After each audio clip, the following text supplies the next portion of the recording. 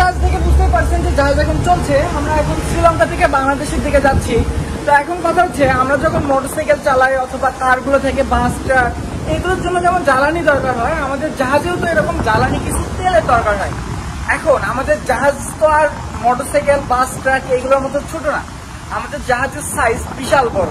তো এই যে এত বড় একটা ইঞ্জিন চলছে, এত বড় একটা জাহাজ চালার জন্য যে বিশাল বড় বড় সাইজের ইঞ্জিনগুলো দরকার হয়, সেই ইঞ্জিনগুলো একদিনে কতটুকু পরিমাণ তেল কনজিউম করে এটা আপনারা অনেকেই জানেন না, আর অনেকে আমার কাছে বারবার জানতে চাচ্ছিলেন।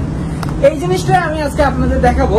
যদি আমি শর্টকাটে আপনাদের বলি, আমাদের জাহাজ যখন চলে ইঞ্জিনের তো হর্স পাওয়ার থাকে, তো আমাদের এই জাহাজের ইঞ্জিনের যে হর্স পাওয়ার আর আমাদের ইঞ্জিনের যতগুলো সিলিন্ডার, আচ্ছা আমি অত টেকনিক্যাল টার্মসে না গিয়ে আমি আপনাদের শুধু শর্টকাটে বলি, আমাদের যদি মোটরসাইকেল 1 কিলোমিটার বা 2 কিলোমিটার বা এরকম চলে, তাহলে বা আপনি যদি মোটরসাইকেল সারাদিন চালান তাহলে কত টাকা তেলের খরচ হতে পারে এতটুকু তো ধারণা করতে পারছেন। কিন্তু আমাদের জাহাজের একদিনের, এই যে জাহাজে আমি এখন আছি, এই জাহাজের একদিনের তেলের খরচ হচ্ছে অলমোস্ট 25 টন। 25 টন তেল দরকার হয় আমাদের একদিন চলার জন্য। তো এই যে সমুদ্রের যে ভিউগুলো, এগুলো দেখতেই পাচ্ছেন। আমি একটু পরেই সমুদ্রটাকে আপনাকে দেখাবো, তার আগে আমি আপনাদের একটু বলি, আমাদের জাহাজে একদিনের তেলের হিসাব হচ্ছে 25 টন অ্যাভারেজের আগে। যদি আমাদের স্পিড আরো বাড়িয়ে নিতে হয়, উপরে কন্টেনারের শব্দ, আমি একটু সামনে যাচ্ছি, আমাদের জাহাজের যদি স্পিড আমরা বাড়াতে চাই তাহলে তেলের কনজামশন বা তেল আরো বেশি পরিমাণে দরকার হয়, আর যদি স্পিড একটু কমে দেয় তাহলে তেল আরো কম খরচ হয়। তো এখন আমাদের পার ডে যেহেতু এতগুলো তেলের খরচ হচ্ছে, তো এখন আপনারা ধারণা করতে পারেন যে 25 টন তেলের দাম কি রকম হতে পারে। তো আমি যদি আপনাদের একটু ধারণা দেই, 1 টন তেলের দাম অলমোস্ট আপনারা ধারণা করে নিতে পারেন যে 50,000 টাকার কাছাকাছি। তাহলে 1 টন তেলের দাম যদি 50,000 টাকা হয়, তাহলে 25 টন তেলের দাম কত হবে? প্রায় 12.5 লক্ষ টাকার মতো। তো এর থেকেও বেশিও হয় অনেক সময় আমাদের তেল, এর থেকেও বেশিও দরকার হতে পারে। আমাদের জাহাজের যে মেইন ইঞ্জিন, সেটা আমি অবশ্যই আরেকবার আমি অন্য কোনো ভিডিওতে ফুল জাহাজের যে মেইন পাওয়ার দিয়ে আমরা চলছি, মানে জাহাজে অ্যাডিশনাল অনেক মেশিনারিজ থাকে, অনেক ইঞ্জিন থাকে, যেমন জেনারেটর থাকে, মেইন ইঞ্জিন থাকে। তো আমাদের এই যে মেইন ইঞ্জিন সেটা কত বড় হয় সেটা নিয়ে আমি অলরেডি একটা ভিডিও করেছিলাম, কিন্তু তবুও আরো ডিটেলসে আপনাদের শুরু থেকে শেষ পর্যন্ত আমাদের মেইন ইঞ্জিনটা দেখিয়ে দিব। তো আমাদের জাহাজে এই যে তেল খরচ হয় একদিনে 25 টন তেল, এটা 25 টন ফিক্সড না, এটা কম বেশি হয়। তো একদিনে যদি আমাদের 25 টন তেল দরকার হয়, তাহলে এক মাসে আমাদের কত টন তেল লাগতে পারে আপনারা আইডিয়া করতে পারছেন।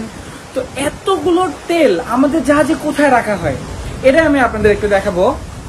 আমাদের তেল রাখার জন্য স্টোরেজ বিশাল বড় বড় ট্যাঙ্ক থাকে।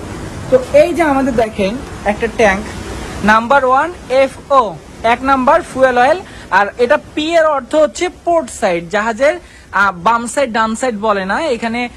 জাহাজ থেকে আপনি যদি ঠিক সোজা সামনের দিকে তাকান তাহলে এক সাইডকে বলে স্টারবোর্ড সাইড আর অপোজিট সাইডকে বলে পোর্ট সাইড। তো এখন আমাদের এই যে আমরা যেহেতু পোর্ট সাইডে আছি, তো নাম্বার 1 ফুয়েল অয়েল পোর্ট সাইডের ট্যাঙ্কে, এই ট্যাঙ্কের ক্যাপাসিটি হচ্ছে 541.22 m3 বা প্রায় 540 টনের একটু বেশি হবে। তো আমাদের এই একটা ট্যাঙ্কের ক্যাপাসিটি হচ্ছে 540 টন। তো আমাদের সেম ট্যাঙ্ক এই জাহাজে আছে 4টা। তো অলমোস্ট ধরে নিতে পারেন আমাদের এই জাহাজের ক্যাপাসিটি 2000 টনের বেশি পরিমাণে তেল আমরা এখানে রেখে দিই। তো জাহাজে কিভাবে আমরা এই এতগুলো তেল লোড করি? আমাদের তো আর জাহাজ নিয়ে রাস্তায় দিয়ে কোনো একটা পাম্পে যাওয়া পসিবল না। সমুদ্রের শব্দ যেটা শুনলে সবসময় মন ভালো হয়ে যায়। তো আমি তবু আপনাদের বলি যে আমরা তো জাহাজ নিয়ে কোনো পাম্পে যেতে পারবো না। তো আমাদের এই জাহাজের তেল নেওয়ার জন্য বিশেষ কিছু প্রসিডিউর থাকে, এগুলোকে বলে বাংকারিং। তো বাংকারিং এর জন্য বাইরে থেকে কিছু ছোট ছোট জাহাজ চলে আসে, এগুলোকে বলে বাংকার বার্ডস।